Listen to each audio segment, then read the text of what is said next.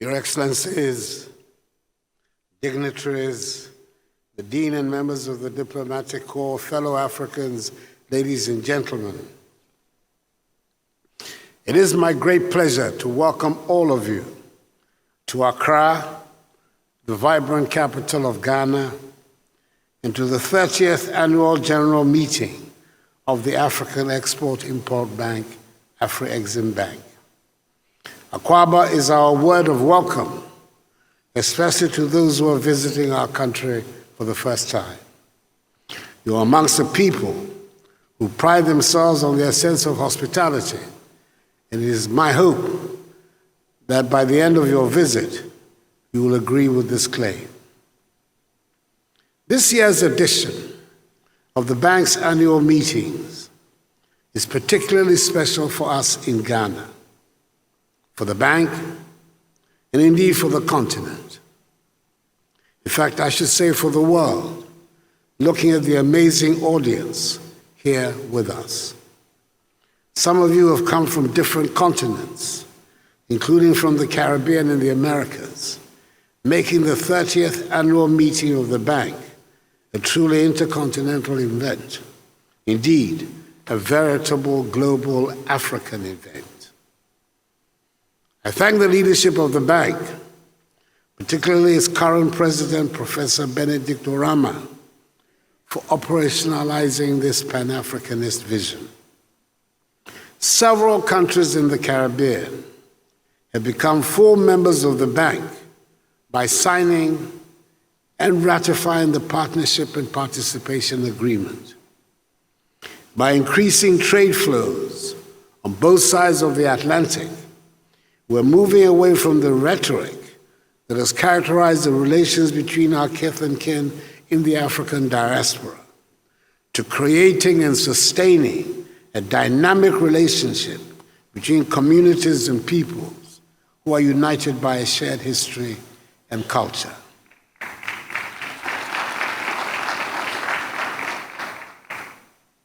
It is very heartening to see so many personalities from the Caribbean crossing the Atlantic to be with us in Accra for this anniversary.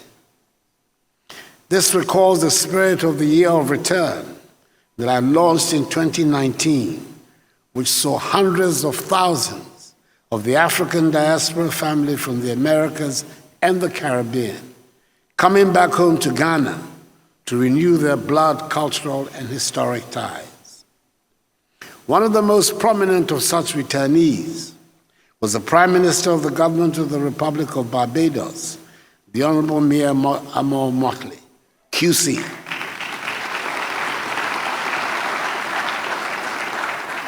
Who came to Ghana to pay an official visit in that memorable year at my invitation, a visit which was a spectacular success.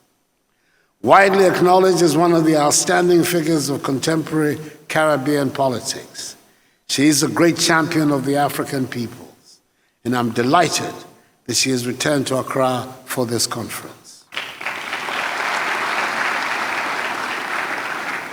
Her presence and that of her other colleagues give our gathering a truly global African coloring.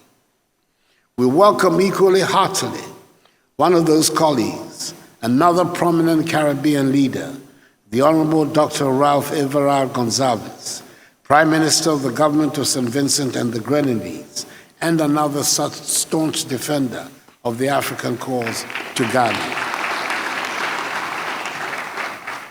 We're glad also that the Honorable Philip Davis, Prime Minister of the Government of the beautiful island nation of the Bahamas, and the Chair of CARICOM, is also here with us. In addition to leaders from the Caribbean, who share their perspectives on productive engagement for shared prosperity among Africans at a time of geopolitical realignment.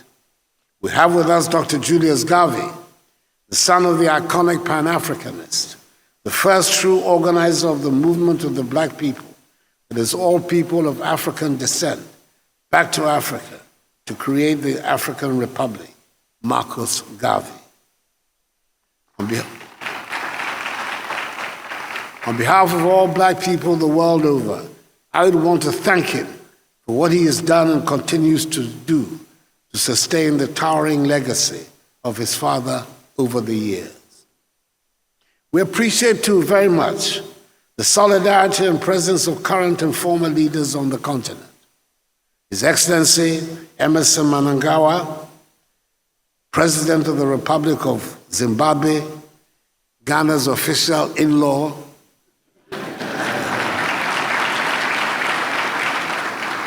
His Excellency Dr. Lazarus Chakwera, President of the Republic of Malawi, His Excellency Dr. Patrice Trovoada, Prime Minister of the Government of the Democratic Republic of Sao Tome and Principe, His Excellency Chief Olusegun Baba,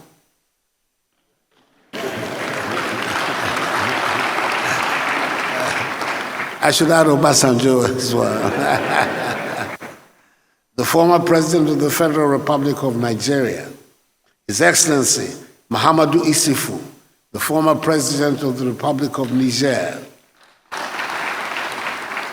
and the architect of the African Continental Free Trade Area Agreement, and His Excellency Haile Mariam Desalegn, former Prime Minister of the Government of the Federal Democratic Republic of Ethiopia. This event is also very special because it is the 30th anniversary celebration of the founding of the bank, whose first financial transaction was a Ghanaian one, the Ghana Cocoa Board transaction, which is now displayed in the bank's corporate museum in Cairo.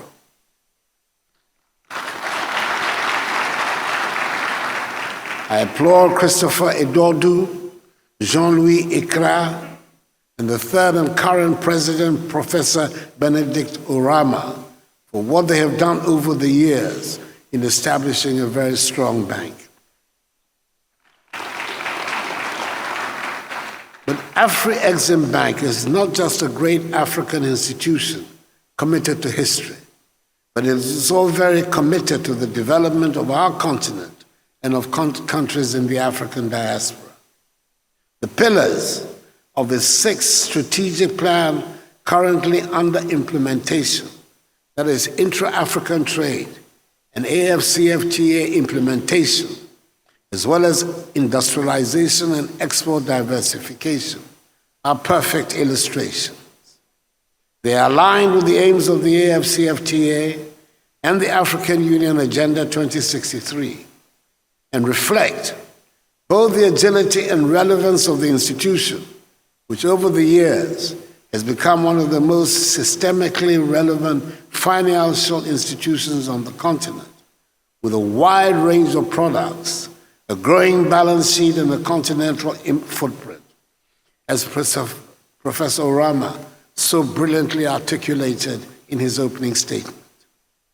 And I can comfortably and convincingly say this, as the AU champion for African financial institutions and leader of a country which recently had to deal with one of the most difficult periods in its post-independent history, difficulties which were exacerbated by the reckless behavior of rating agencies that engaged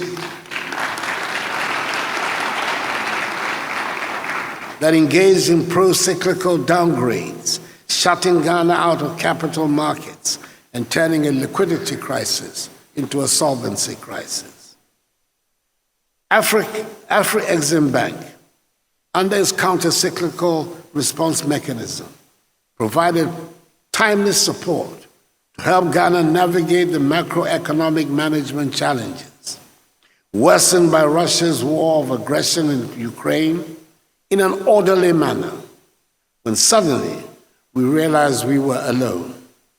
The country which had become, quote, the favorite child of bondholders and had successfully gone to market at the height of the pre-COVID-19 downturn was suddenly shut out of international capital markets. It is often said that you know who is truly your friend when you are in trouble, and is rightly stated by Dr. Martin Luther King in that often cited quote, In the end, we'll remember not the words of our enemies, but the silence of our friends, unquote. When you're dealing with powerful international financial institutions, it is important to have your own powerful financial institution.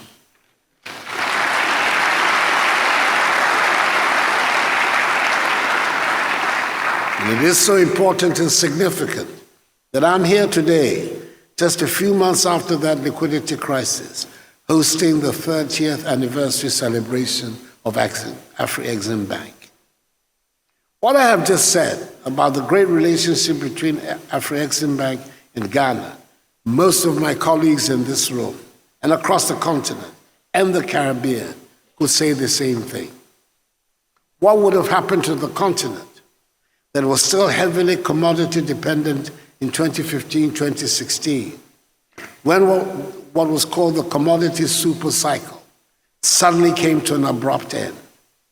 When the same global financial institutions and international investors were exiting the continent en masse, weakening our currencies in the process, and further aggravating macroeconomic management challenges. Afreximbank quickly put together a counter-cyclical trade for liquidity facility to help member countries bridge the significant trade financing gap confronting them. As a result of the adverse commodity terms of trade shocks, in the process, averting the cascade of trade payment defaults, which could have turned a liquidity crisis into a longer-lasting solvency and banking crisis. The $10 billion adjustment fund, which is being established by the bank in collaboration with the AFCFTA Secretariat to support countries to participate effectively in the AFCFTA, as well as the implementation of the Pan-African payments and settlement systems, which will help ensure that helpful financial mechanisms are in place to support intra-African trading, are positive steps that bode well for our rapid collective growth and development. What would have happened to the continent and to our brothers and sisters in the Caribbean after the outbreak of COVID-19, when most of us could not access either personal protective equipment or vaccines in a new and amazing world of vaccine nationalism? Working closely with the African Center for Disease Control, UNECA, and the AU envoy for COVID-19, Strive Masiyiwa, Afreximbank developed quickly the African Vaccine Acquisition Trust, AVAT, which through pooled procurement at the continental level suddenly turned us into a powerful force in the global marketplace that nobody could any longer ignore.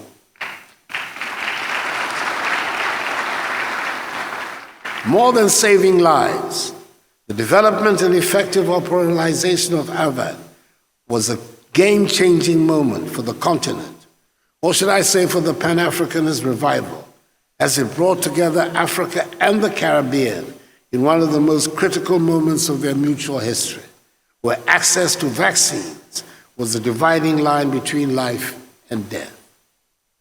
Today, I dare say the power and commitment of one of the most relevant financial institutions in our continent put African lives before its bottom line and financial ratios.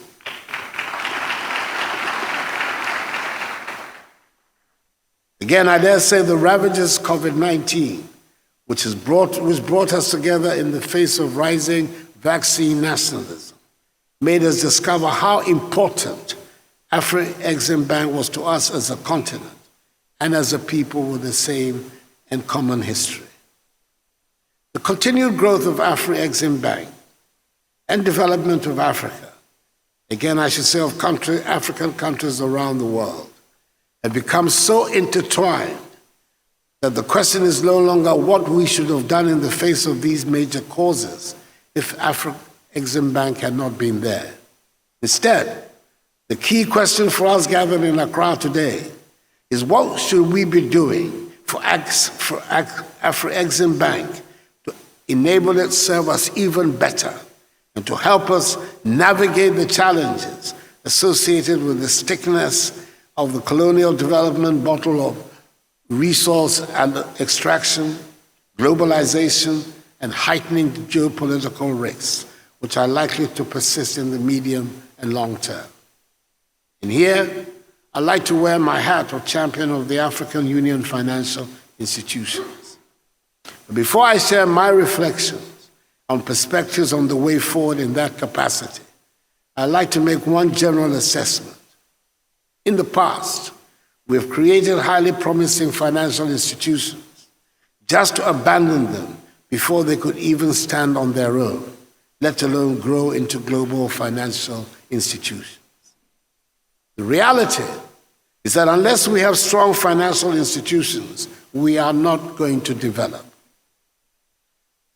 As we've learned over the past decades, relying on foreign capital is both risky and costly. It has resulted in huge financial leakages through the high costs of default-driven borrowing rates and interest payments, and undermined the growth of our financial institutions, domestic resource mobilization, and private sector development through cost of funds. The ownership of our financial institutions should be strengthened over time to enhance continuously their development and relevance. Two interventions are important to strengthen the development impact and financial wherewithal of our development financial institutions. They are capital and effective coordination with the African Union. Regarding the first set of intervention, capital, I want to reiterate that despite consistent efforts made by many African governments, including during extremely difficult macroeconomic and global operating environments, our development finance institutions remain highly undercapitalized. Just to provide an illustration and order of magnitude, the Japan Bank for International Cooperation has a share capital of some 19 billion United States dollars. China Exim has a capital of 54 billion United States dollars, whereas Afreximbank has a capital of some 6 billion United States dollars, which excludes the most recent contribution by countries supporting the ongoing general capital increase. More importantly, we need to evaluate whether this 6 billion capital is sufficient to play that catalytic role of accelerating the creation of the market with a potential combined GDP of some 3.4 trillion United States dollars for our continent. Similarly, I implore the bank's management to work to develop and implement an aggressive strategy to upgrade the bank's current credit rating from BBB to A. This would require continued strengthening of your governance and management structure, as well as personnel. I thank the leaders of those countries and encourage those who have not yet contributed to the ongoing general increase to do so. Those who can afford should consider going beyond their allocated shares.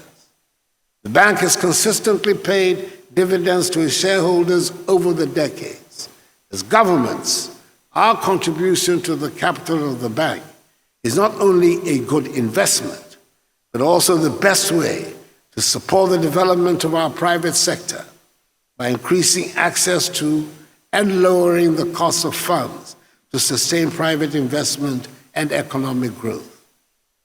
I believe that if we were able to gain greater control over the huge earnings that emanate from our extractive sectors and to plug the holes that permit significant outflows of illicit funds from the continent, we would be in a better position to assemble the monies necessary to strengthen the capital of Afreximbank.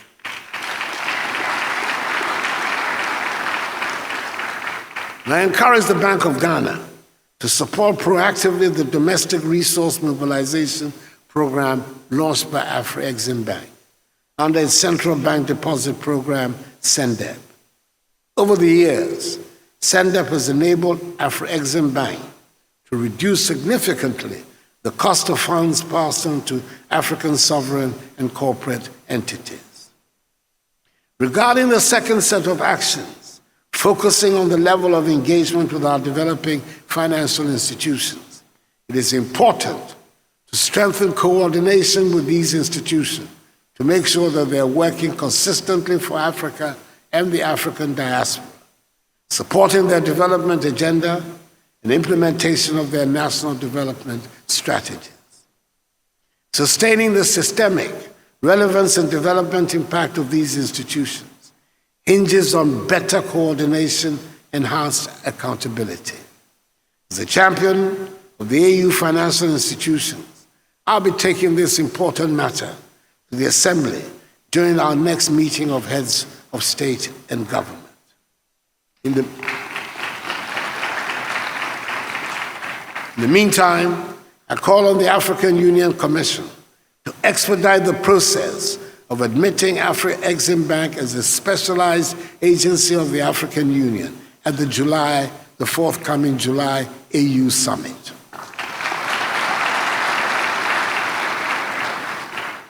Afreximbank has played a major role in the development of our countries over the years and is expected to play an even more important role during the implementation of the AFCFTA.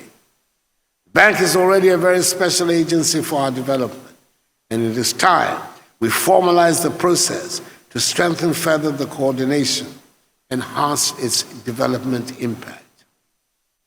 At the same time, our engagement and commitment to the growth of our development finance institutions should be both consistent and time invariant, and it should not be affected by the global operating environment, considering the benefits of counter-cyclical support provided by these banks, especially Afreximbank, over the years.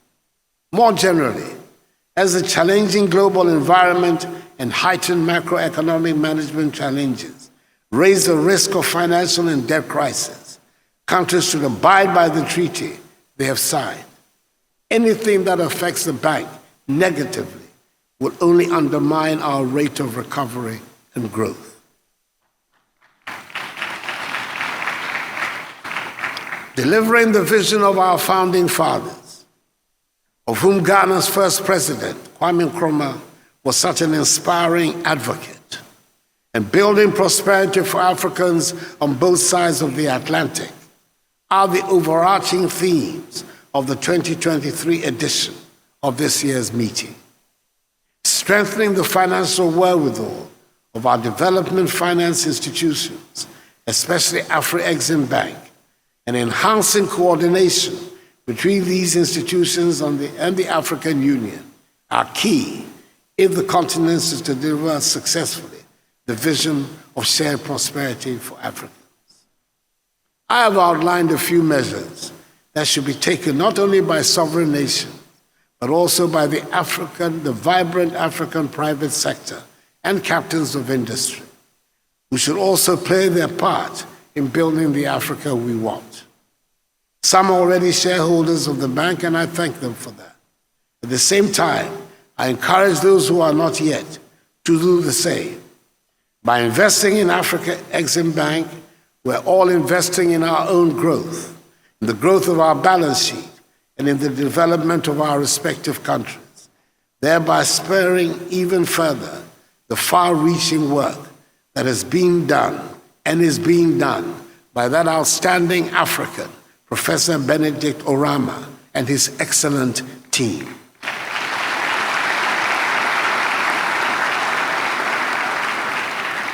I am comforted by the array of expertise available to us. Now more than ever, it has become urgent to take the necessary steps to transition us towards becoming a resilient continent. Africa has to exploit her productive capabilities collectively and build the capacity of her continental development banks in order to realize the Africa we want and an Africa beyond aid. Accordingly, ladies and gentlemen, Your Excellencies, it is with great pleasure that I declare the 2023 edition of the annual general meetings of Afreximbank duly open.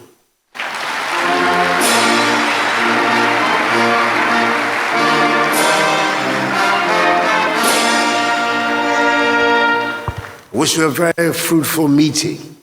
May God bless the African Export-Import Bank, Mother Africa, our kith and kin from the African diaspora, and us all. I thank you for your attention. The President of our Republic, Nana Addo Dankwa Akufo-Addo, ladies and gentlemen, is yours for the applause.